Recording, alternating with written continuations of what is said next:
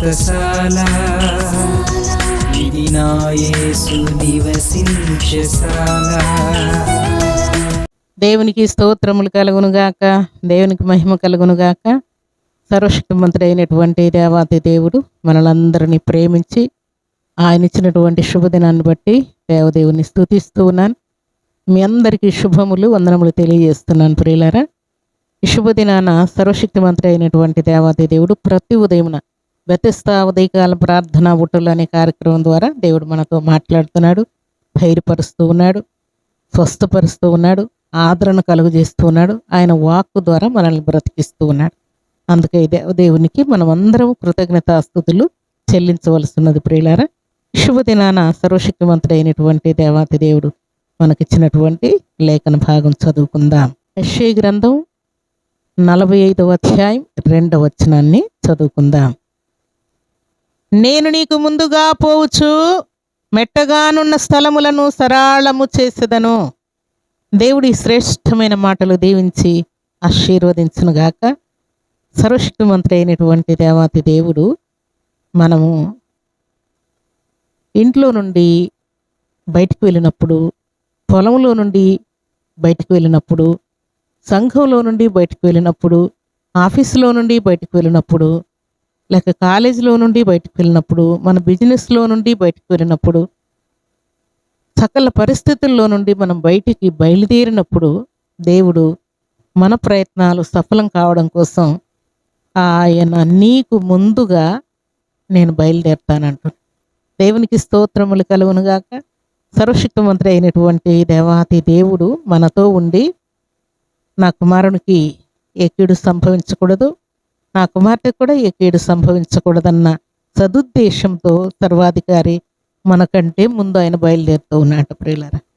దేవుని సన్నిధానంలో చేరినటువంటి దేవుని బిడ్డలమైన మనం ఈ మాట జ్ఞాపకం చేసుకుంటే, మనం బయలుదేరినప్పుడు మెట్టగానున్నటువంటి స్థలములు, ఎత్తుగా ఉన్నటువంటి స్థలాలు, లేకుంటే మనకు అభ్యంతరముగా ఉన్నటువంటి స్థలాలు, మనకు అడ్డం వచ్చేటువంటి స్థలాలు, లేక మనకు అడ్డుగా ఉన్నటువంటి వ్యక్తులు, మనకు అడ్డుగా ఉన్నటువంటి పరిస్థితులు, మనకు అభ్యంతరం కలుగచేయనటువంటి వ్యక్తులు, లేక శత్రువులు, లేక రోగములు, ఏదైనా మనం ఒక పని చేయబోతూ ఉన్నప్పుడు దానికి ఆటంకం కలుగచేయటకై మెట్టలుగా ఉన్నటువంటి ప్రతి స్థలమును, ప్రతి వ్యక్తిని కూడా దేవుడు ఏం చేస్తాడంట, నేను నీకు ముందుగా పోవచ్చు మెట్టగానున్న స్థలములను సరళము చేసేదను, సమముగా చేసేదను, అభ్యంతరం లేకుండా చేసేదను, సాఫీగా సాగిపోయే కృపను నేను అనుగ్రహిస్తానని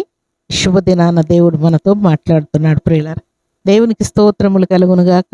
దేవుని సన్నిధానంలో చేరినటువంటి మనందరి జీవితాల్లో దేవుడు ముందుగా బయలుదేరుతూ ఉన్నాడు.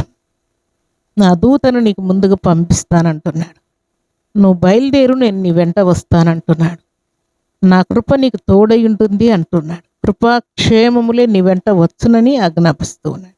అలాగే సామెతల గ్రంథం 11వ అధ్యాయం 5వ వచనం మనం చదువుకుంటే అక్కడ ఒక చక్కని మాట వ్రాయబడి ఉన్నది. యథార్థవంతులమైనటువంటి మన జీవితాలకు మన నీతే మన మార్గమును సరళం చేసుకుంటూ వెళ్ళిపోతుందట. దేవునికి స్తోత్రములు కలుగునుగాక. మనము దేవునికి భయపడి, మనము దేవుని ఆజ్ఞానుసారంగా జీవిస్తూ యథార్థమైన మార్గంలో నడుచుకుంటూ ఆయనకి ఇష్టలముగా యోగ్యులముగా వర్ధిల్లుతూ వెళుతున్న కారణం చేత దేవుడు ఏం చేస్తాడంట, నీ మార్గంలో, నీ క్రియలలో, నీ పనులలో, నీ విద్య, నీ ఎగ్జామ్స్లో, నీ జాబ్ విషయంలో, నీ ప్రయత్నాలు ఏమైనా ఉండని, లేక అప్పులు ఉండని, కేసులు ఉండని, గొడవలు ఉండని, శత్రువుల భయాందోళనలు ఉండని, ఏ ఉన్నా సరే వాటిలో వారిని మెట్టలుగా ఉన్నటువంటి వారిని, అడ్డుగా ఉన్నటువంటి వారందరినీ కూడా దేవుడు తొలగించి అక్కడ పరిస్థితులన్నీ కూడా సరళం చేసేసి, సమముగా చేసేసి, ఆటంకం లేకుండా చేసి, అభ్యంతరం లేకుండా చేసి, సమాధానం కలుగజేసి, సంతోషం కలుగజేసి, అక్కడ ఎలాంటి కీడు కష్టం నీకు రాకుండా సంతోషంగా మేలుకరమైనటువంటి కార్యాలు జరుగునట్లుగా మెట్టగానున్న స్థలాలన్నింటినీ దేవుడు సరళం చేస్తున్నాడు. దేవునికి స్తోత్రములు కలుగునుగాక. అందుకే పరిశుద్ధ గ్రంథంలో దేవుడు సెలవిచ్చిన మాట ప్రకారం దేవుని నమ్మినటువంటి బిడ్డలమైనటువంటి మనందరి మార్గములు దేవుడు సరళం చేయబోతున్నానని మాట్లాడుతున్నాడు. ఈ ఉదయకాల సమయంలో దేవుని సన్నిధిలో చేరినటువంటి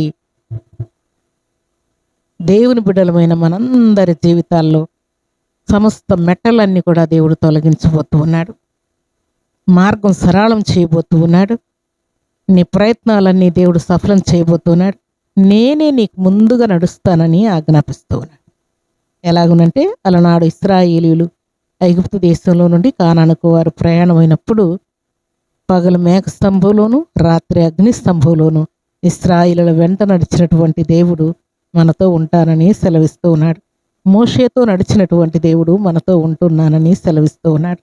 అలాగే భక్తుడైనటువంటి అబ్రహాం, ఇస్సాకు, యాకోబులతో నడిచినటువంటి దేవుడు, వారికి ముందు నడిచినటువంటి దేవుడు మన ముందు కూడా ఉంటున్నానని జ్ఞాపకం చేస్తున్నాడు. మనతో నడుస్తానని దేవుడు జ్ఞాపకం చేస్తున్నాడు. నేను మీకు ముందుగా వెళ్ళుచు మెట్టగానున్న స్థలములను సరళం చేస్తానని దేవుడు మాట్లాడుతున్నాడు. దేవునికి స్తోత్రములు కలుగునుగాక. శుభదినాన నీ విద్యను, బుద్ధిని, ఉద్యోగాన్ని, సమస్తాన్ని కూడా దేవుడు జ్ఞాపకం చేస్తున్నాడు. నీ ప్రయాణంలో కూడా నీ వెంట దేవుడు నడుస్తున్నాడని దేవుడు జ్ఞాపకం చేస్తున్నాడు. ఈ శుభదినాన దేవుని సన్నిధానంలో చేరిన మనందరి జీవితాల్లో దేవుడు ఈ ఉదయకాల సమయంలో శ్రేష్టమైన మాట మనకిచ్చి మనల్ని ధైర్యపరుస్తున్నాడు.